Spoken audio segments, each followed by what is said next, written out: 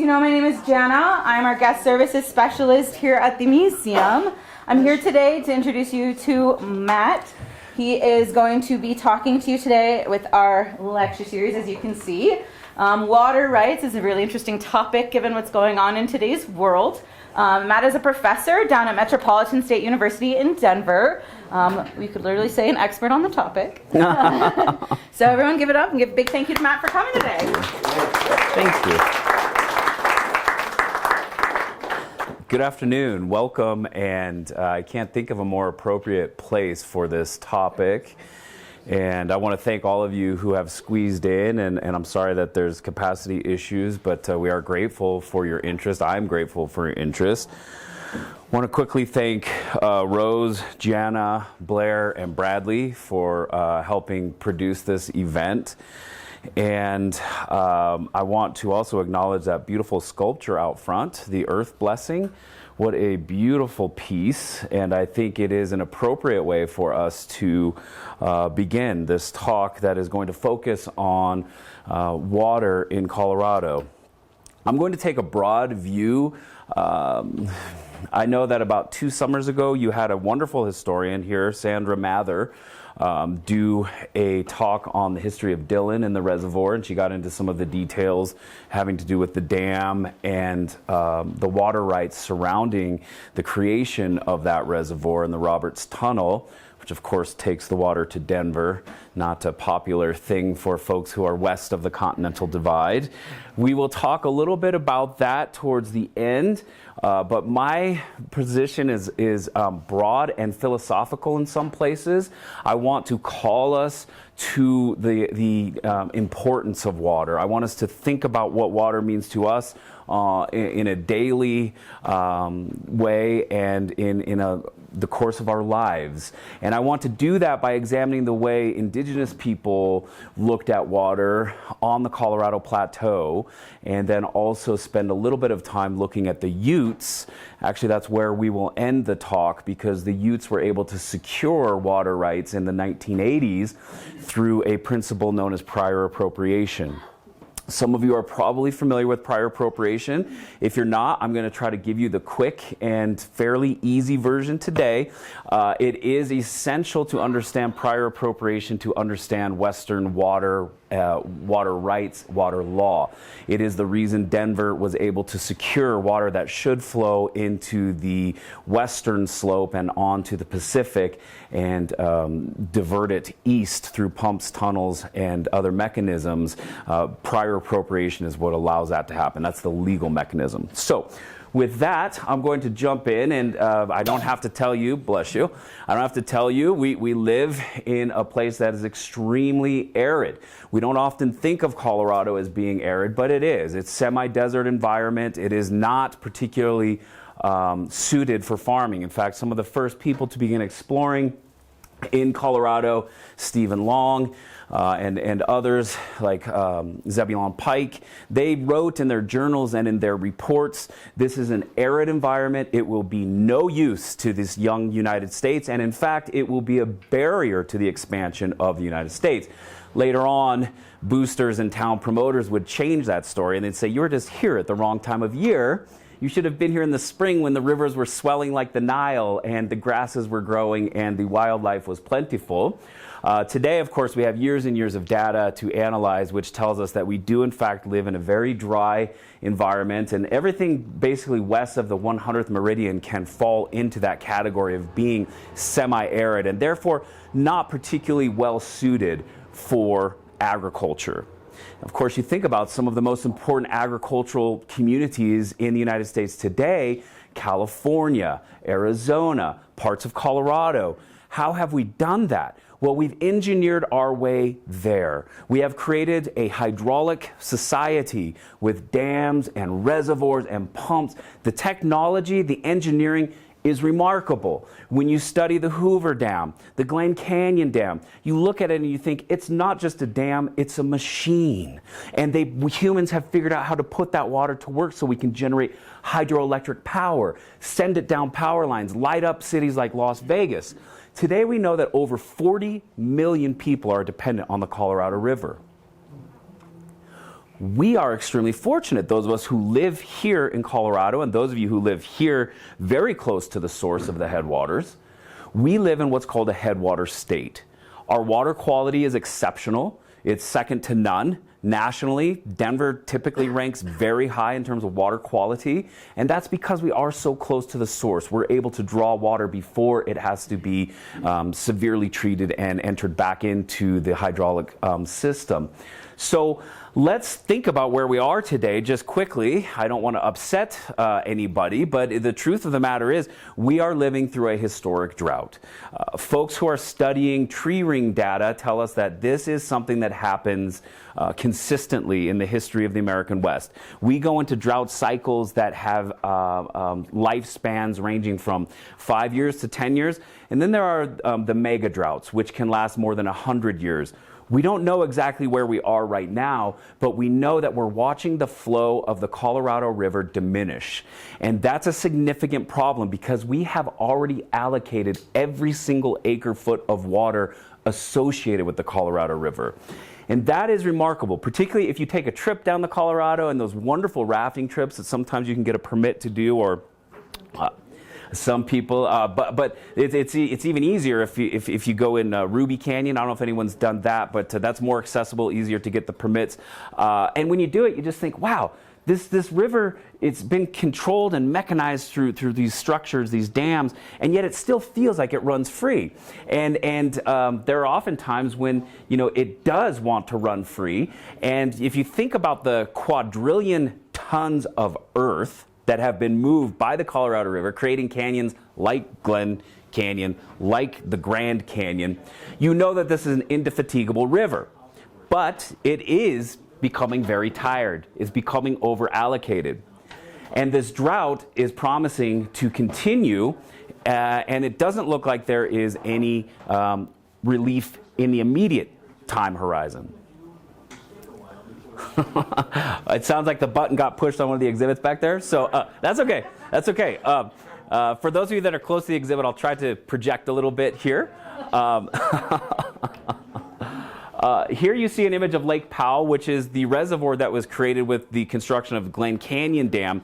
And you can see the high water mark, or what we call the bathtub ring. This white here indicates the depth of the reservoir, and it has decreased significantly. And the real concern with this kind of reduction in both Lake Powell and Lake Mead is that once it drops below a certain point, we will no longer be able to draw that water to generate power. At that point, it becomes what's called a dead pool. If we reach that point, we will be critically in trouble, those of us dependent on the power generated by the Colorado River. And again, we're talking about 40 million people. Now, Edward Abbey, some of you may be familiar with him. He was a scholar, a recluse, a rebel. Depending on whether you like his perspective or not, he was a good guy or a bad guy. He is the author of the novel The Monkey Wrench Gang, which is fairly well known.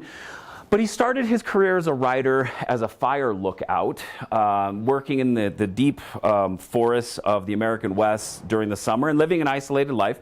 And then he went into park rangers, becoming a park ranger, and he did it at Moab. And he wrote a book about his experience working in Moab. And this is an excerpt from that book, which is called Desert Solitaire. And here we have Abbey. He was confronted by a tourist from Ohio. And this tourist said, "Boy, this sure would be beautiful country if you had more water." And Abbey looks around and said, "I think Moab's pretty beautiful. And in fact, if you brought Ohio here, I'd want to leave."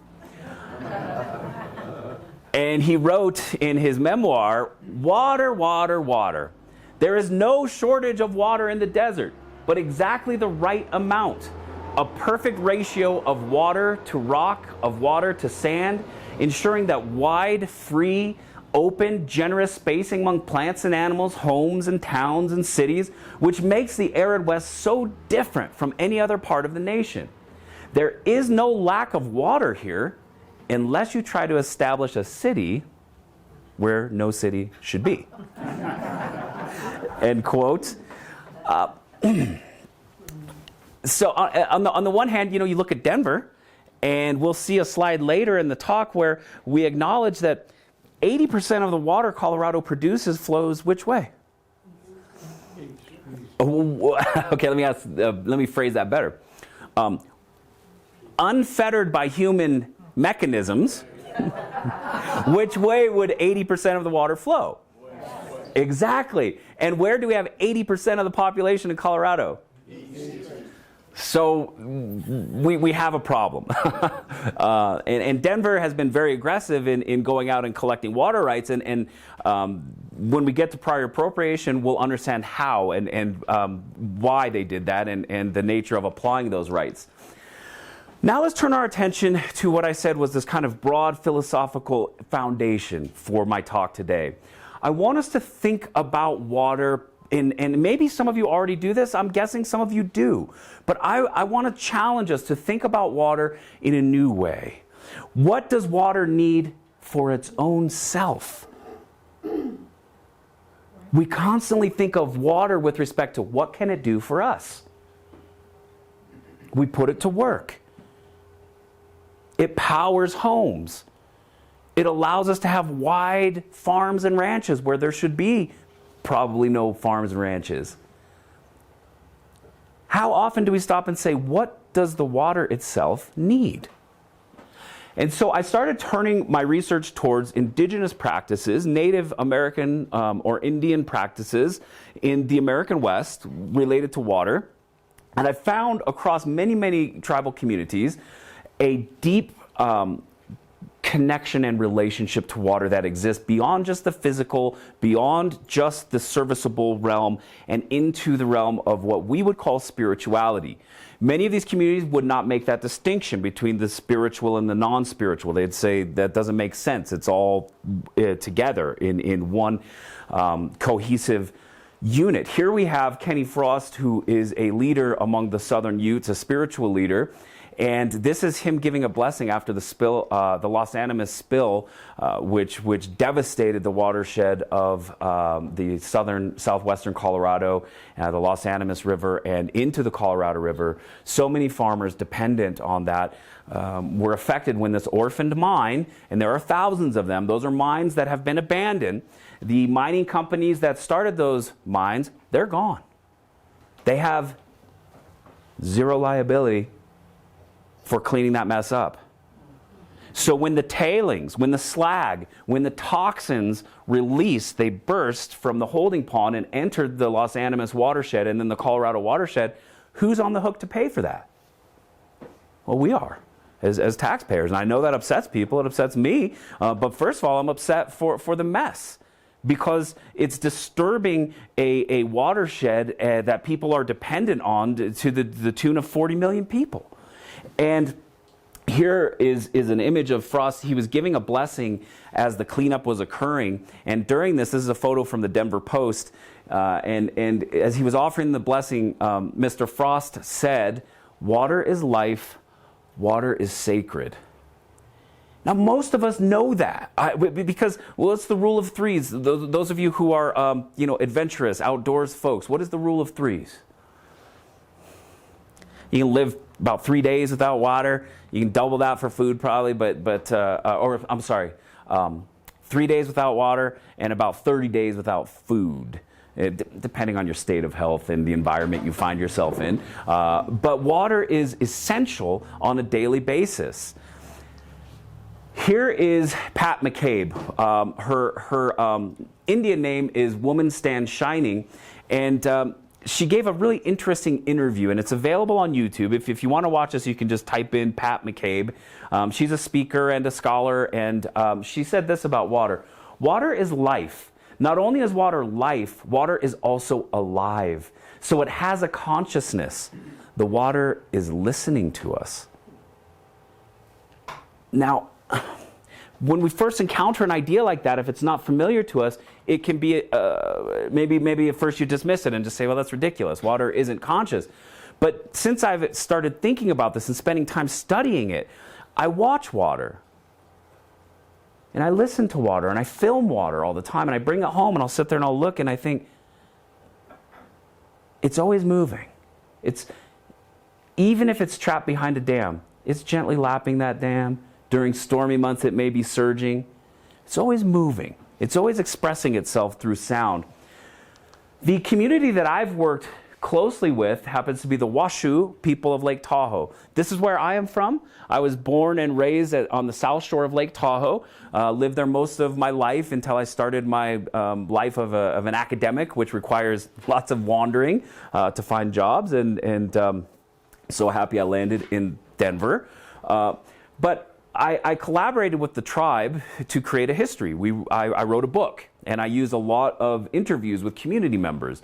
Well, one of their leaders, a man named Malin Machado, we were sitting down for an interview, and he said, whatever happens to Lake Tahoe is going to happen to us.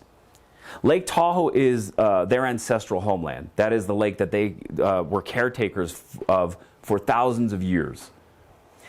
Then he went on, he said, water is moving. It's living.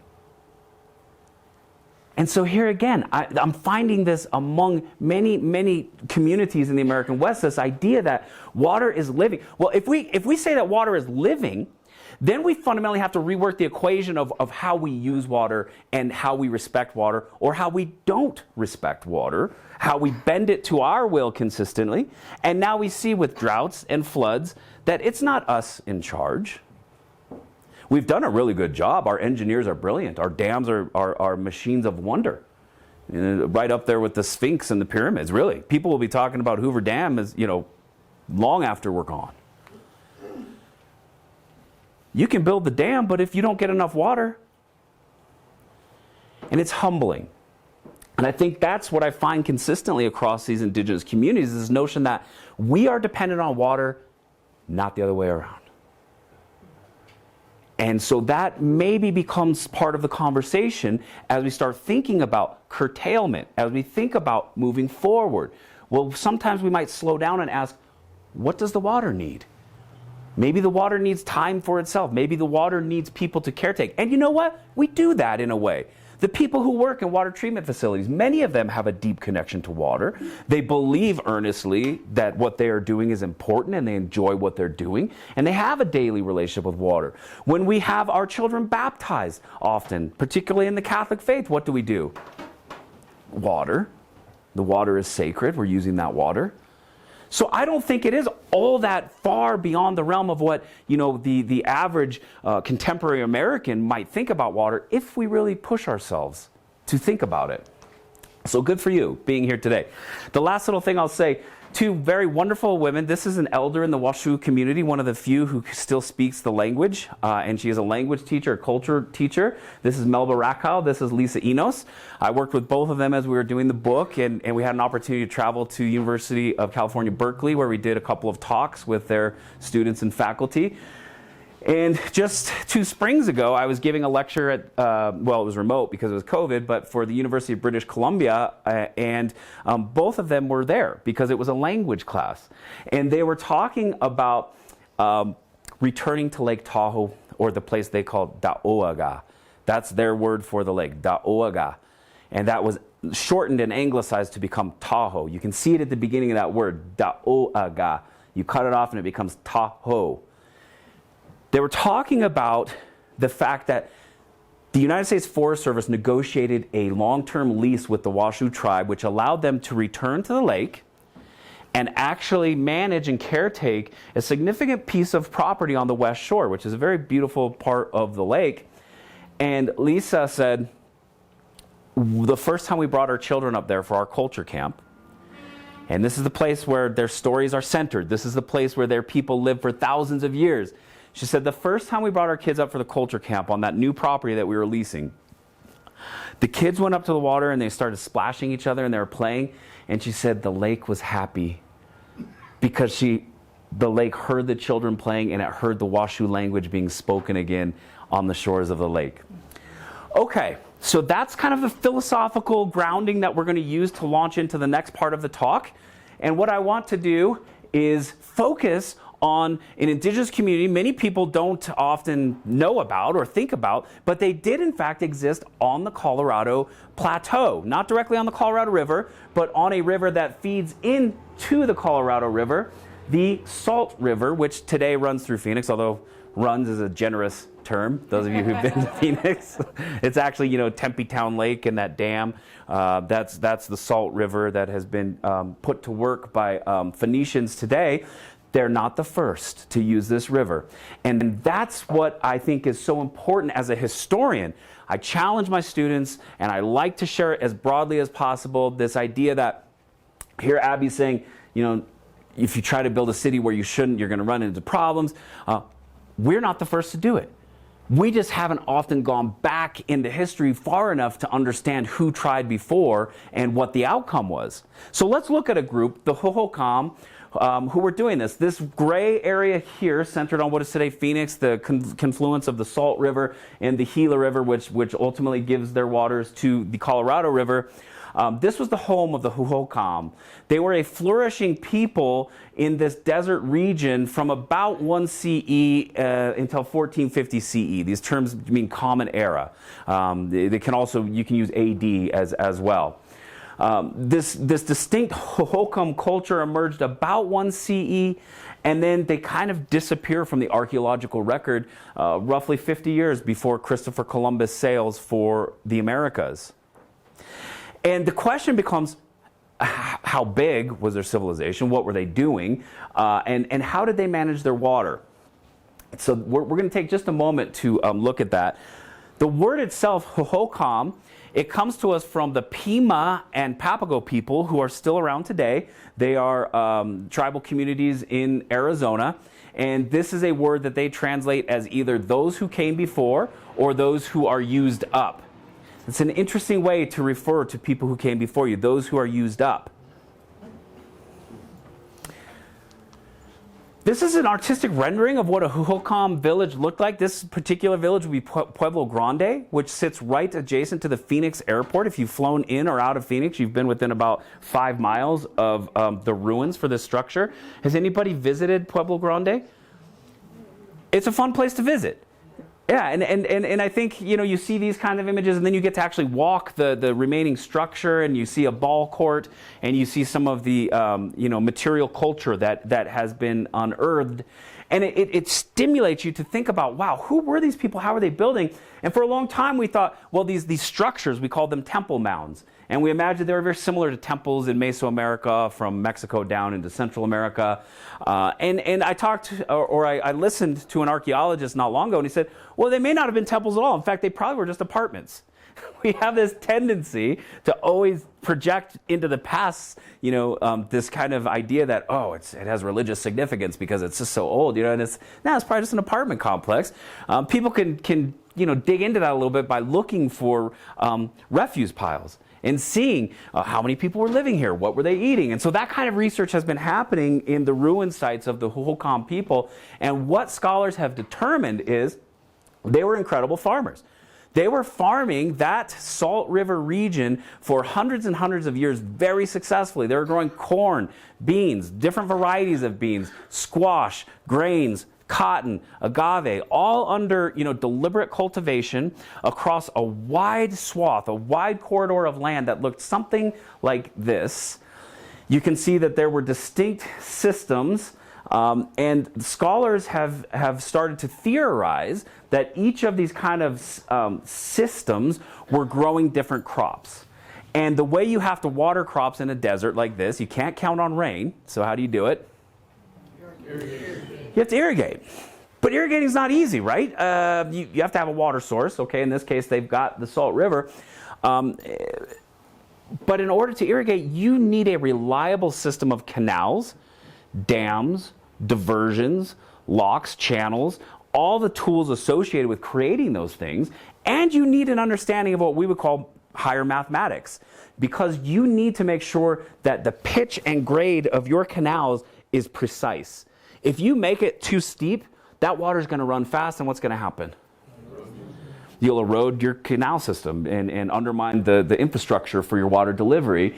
If you don't pitch it steep enough, the water will sit, and you'll lose a lot to evaporation. And so the archaeologist, a guy named Todd Bostwick, is one of the principal archaeologists doing work on the Hohokam ruins and canals. he describes them, he said, these are brilliant engineers. They had their scientists, they had their mathematicians. What we don't know is the intellectual world associated with this. Who controlled it? What kind of government did they have? Obviously, there had to be some organized structure, some central intelligence driving this, because if it was just catch as catch can, each family do their own thing, you would probably have just a constant state of warfare and no sustainability. The infrastructure would probably collapse. You may not even get an infrastructure to begin with. This is an image of what the canals look like today. You can see there are some that are very wide and not so deep. That would carry, large amounts of water, to more localized canals, which were very deep and well defined. Many years ago, I visited the property of the Salt River Project, one of the water delivery companies in the Phoenix area. And one of their directors said, when we set out to build our canals, our delivery system, we built right on top of the Hohokam canals. And I love that because I tell my students, I love the historical importance of that. I tell my students, without the Hohokam, you really don't have Phoenix today. Not in the same way. I mean, probably they would have built canals, but it would look different. The street layout, everything would be different. And how often do we think about or talk about the Hohokam? We don't know what happened. It's theorized that by about 1450, they had gone through prolonged series of droughts and possibly flooding, and it undermined the structures that we're talking about, the canal system, the delivery system. It's also possible that rival competing kinship groups fought over resources and that there was a state of warfare. It's also possible that there were invasions from the south. People in the desert of northern Mexico, or even further down near what became the Aztec capital of Tenochtitlan. But the simple answer is we don't know. However, when historians began thinking, well, gee, we could ask the native people who live in Arizona today if they have anything to say about this, they said, yeah, we do. And the Hohokam people didn't disappear, just like the Anasazi didn't just disappear. They turned into different people. Meaning, over time, periods of sustained drought, whatever it was that caused their demise, they decided living like this was not sustainable in the desert. And they moved themselves closer to the source of water and began setting up what today we refer to as Ak-Chin agricultural practices, or dry land farming. And this is very common. You can find this kind of farming around the world. It consists of these alluvial fans, which are essentially positioned at the mouth of a channel or an arroyo, so that when the monsoonal flow, which comes seasonally in Arizona, drenches the mountains for brief periods of time, it channels that water in a significant way, and then it hits the alluvial fan and it distributes that water across a wide expanse of land. Well, guess what? The Hohokam's descendants figured that out, and they said, we don't need to go build big canals and big apartment complexes. Families can situate their farms and their dwellings near these alluvial fans, and we can let nature do the watering for us. Of course, you could incorporate canals into the system, and they would have the ingenuity and the know-how to do that. So the thing to take away from this is the Hohokam, they didn't disappear. They redefined themselves. They adapted, as all human communities do. They adapt. What's happening to us right now? We're losing water. The Colorado flow is significantly reduced. We are having to deal with California, which, being from the California side of Lake Tahoe, I learned very early on not to say that too loud and proud in Denver. And we actually are having to work with other upper basin states to find water to give to lower basin users, because we have an obligation, a treaty obligation, to do that. So we are, in fact, adapting. Now, when you're living through adaptations, you don't really realize it. It takes years and time for reflection, but someday someone will look back on all this and say, wow, what a significant adaptation Americans had to make to live the way they did. Just like we can look at the American West today and say, wow, the Reclamation Bureau and the federal infusion of money and engineering created remarkable things, like the tunnel that takes water to the Uncompahgre River Valley for farming and led to a profitable farming and ranching community by drilling through the Vernal Mountains. Wow, that's preposterous, 200 years ago. The notion of being able to do that, having the engineering technology. Humans are adapting.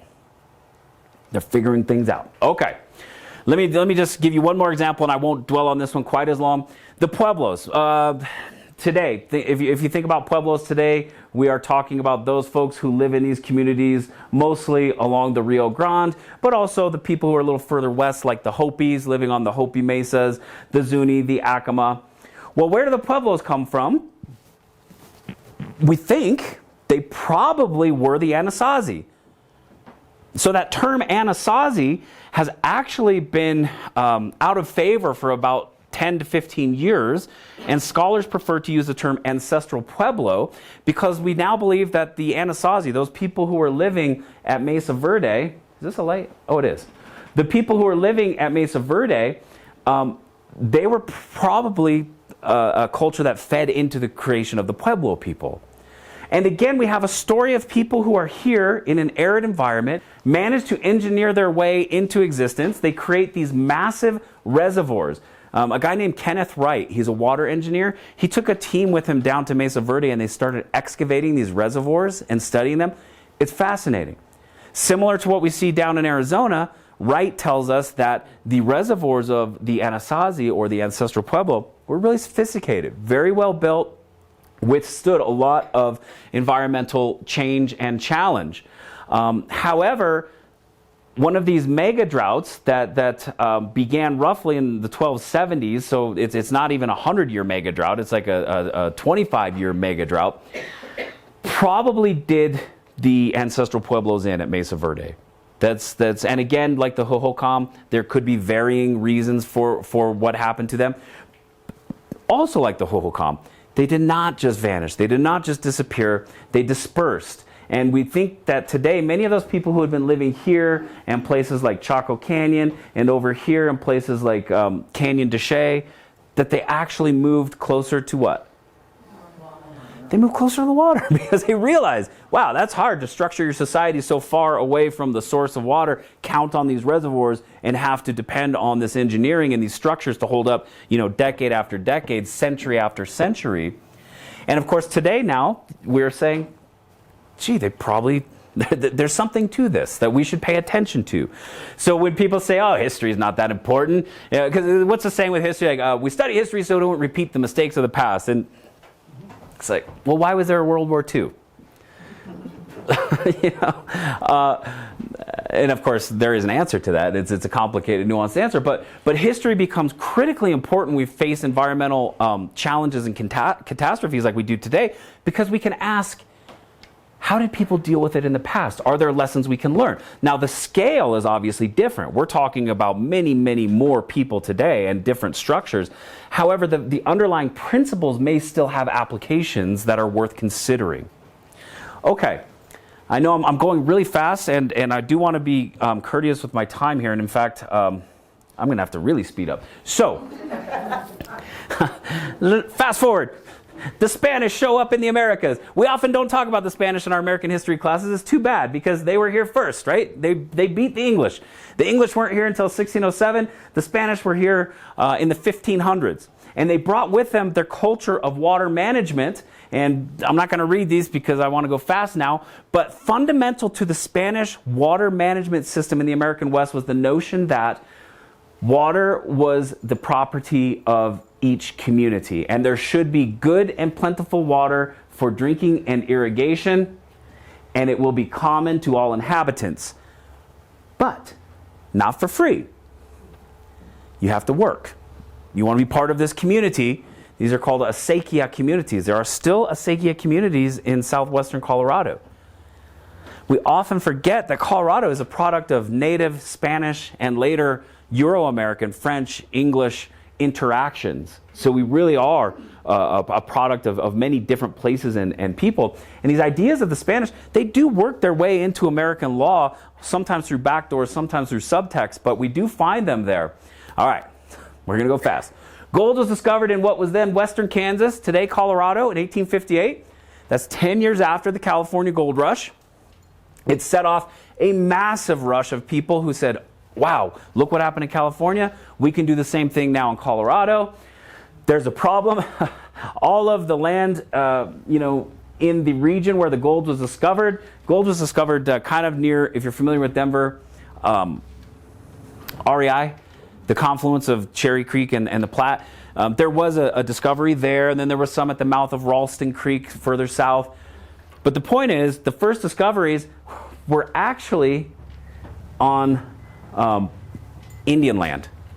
The Treaty of 1851 that we see here in this pink color, all of this land belonged to Cheyenne and Arapaho. So when the gold was discovered in 58, the federal government said, well, we can help you out. We'll go back to the treaty table and we'll make a new treaty. And so the 61 treaty looked like this. The reservation is significantly reduced and the gold lands are now part of Americans' territorial possession. People go to work very quickly. Clear Creek Canyon becomes a massive bonanza. People are up there just hammering away in Gregory Gulch, creating, Central City and what would become Black Hawk. Here's an image of a mining operation in Black Hawk, and you see what's fundamentally important to gold mining and any kind of mining? Water. Here we go.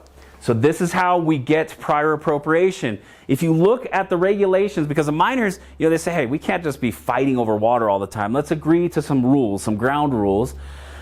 And the 8th provision of the Gregory digging regulations that were produced in the late 1850s said, be it resolved that in all cases, priority of claims when honestly carried out shall be respected.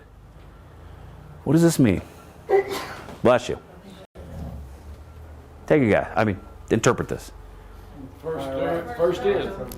Prior rights. First in. You got it. First in has a right to the water. If you can prove it, right? You have to be honest. There's opportunities to not be honest, right? This is going to grow to become the legal principle known as prior appropriation.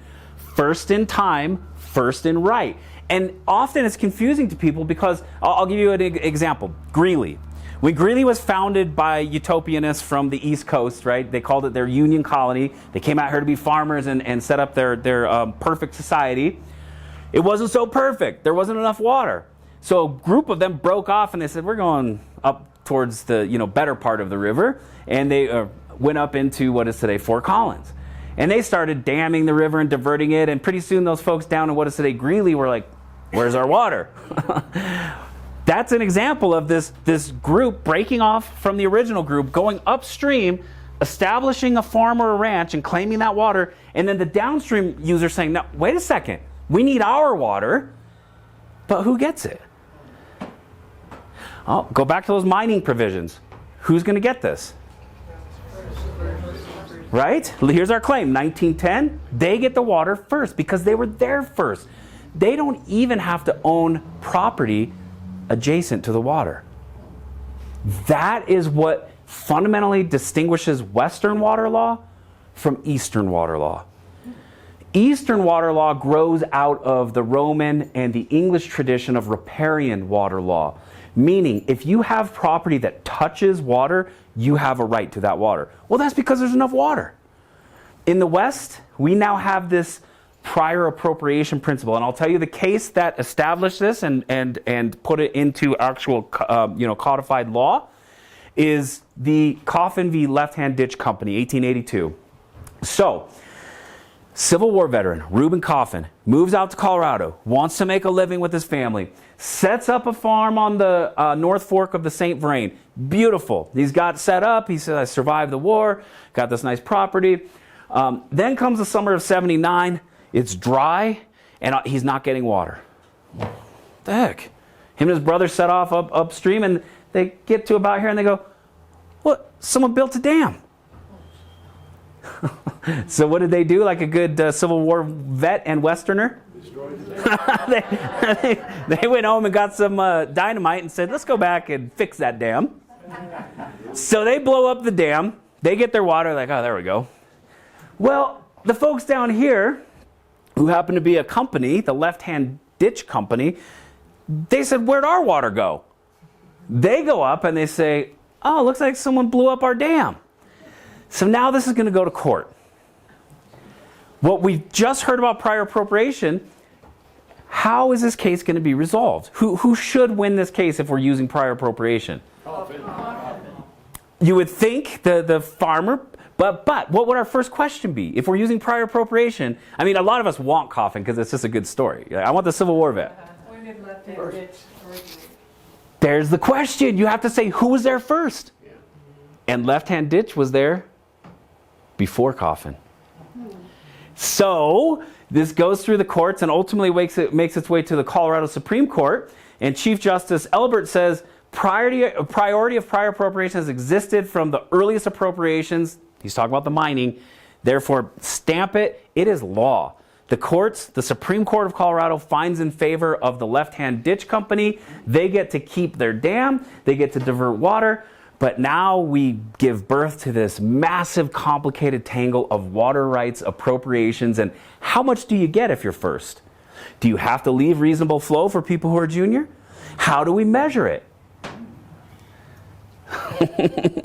And now we're at the point when we're looking at Dillon Reservoir, we're like, what about that? And the Blue River Decree, some of you might be familiar with from the 1950s, try to read that thing. I mean, it's worse than signing papers to close a house. Way worse.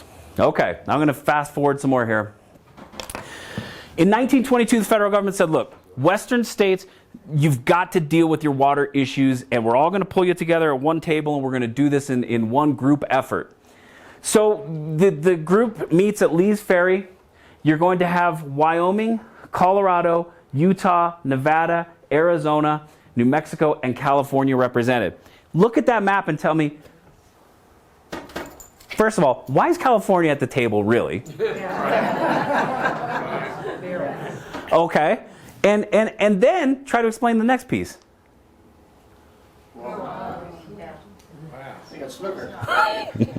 Well, it's a pretty simple answer. California was just more powerful. They had more stroke in Congress. They were active and engaged. But you know what I like to point out is Colorado didn't do too bad. And I know locals are really frustrated and they say, well, it should all be ours, you know. But in terms of how this went down, Colorado did pretty good. Now, the agreement, the Colorado River apportionment, what comes to be codified as the law of the river, is going to create the system of allocations, but it was based on measuring the water flowing in the Colorado River. Okay, so stay with me. If you look at the map here, this little place called Lee's Ferry, they put a gauge in the Colorado there, and they said, how much water passes this gauge annually? And they estimated that they were getting about 15 or 17 million acre feet of water. To be safe, let's set it at about 15 million acre feet of water run past that gauge every year. Can you think of problems with this already? They didn't do it over time. They had a small window. And they said, this is great. 15 million, we could split that 7.5 each and then off we go. And now we're looking back 100 years going, oops, it's not always that much. And so like 2 months ago, the federal government said, you upper basin users, Colorado, Utah, Wyoming, you're going to have to figure out how you curtail your supply to make sure you honor the California's call on that water. It's frustrating, but it's true. Now something we should point out, California uses their allocation to irrigate a lot of crops in the Imperial Valley.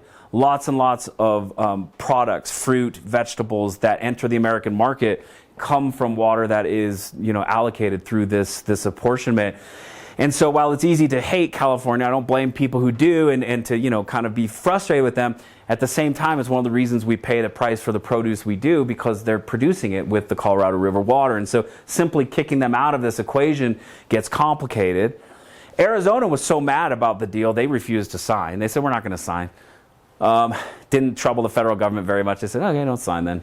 Eventually they litigated. It became a Supreme Court case, Arizona v. California. Let's see. We're just about out of time. Here is this wonderful map. Western Colorado, 80% of the water. Eastern Colorado, 80% of the people. I like to think of that people who work in water studies. Maybe I didn't put the slide in. People who work in water studies often talk about, they say, water flows uphill to power. Oh, there it is. Yeah, water flows uphill to power. So, very quickly, and we can, I'll cut off the last part of the talk, but Trans-Basin Diversions. This becomes critically important. This is what allows Denver, mechanically speaking, prior appropriation is the legal mechanism that allows Denver to grab water flowing to the Pacific and pull it east and insert it into a different watershed. The actual kind of engineering is what we call a trans-basin diversion. And people were doing this way back in the early mining days, taking stream flows and moving them a different direction across the continental divide. It's just that we've now become very systematic. The first significant trans-basin diversion in the Front Range was the Moffett Tunnel, 1922.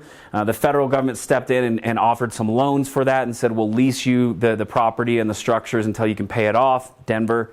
And eventually Denver did pay it off. But this is, of course, that tunnel that connects basically, the western flowing waters, the Colorado River waters, injects it into the South Boulder Creek. That is then held in the Gross Dam Reservoir, and then that water is distributed to northern Front Range communities like Boulder, like Fort Collins. And of course, closer to home, the Dillon Reservoir and the Roberts Tunnel, again, the product of a trans-basin diversion. When you look at the Blue River Decree, which essentially dictates how this is all possible, it's incredibly complicated. And Denver had to acknowledge that Western Coloradans had a right to that water, and so they set up a different reservoir to bank water, Green Mountain Reservoir, where they have to make sure gets first priority of water to fill so that they can deliver their calls to the folks living on the west slope. But, and this is, I know it's super complicated, but the important thing to remember, all of this is only possible because of prior appropriation. And what Denver did, once they saw kind of projecting in the future, they went out and they started buying water rights quickly. Today you see municipalities doing that. Cities are doing that.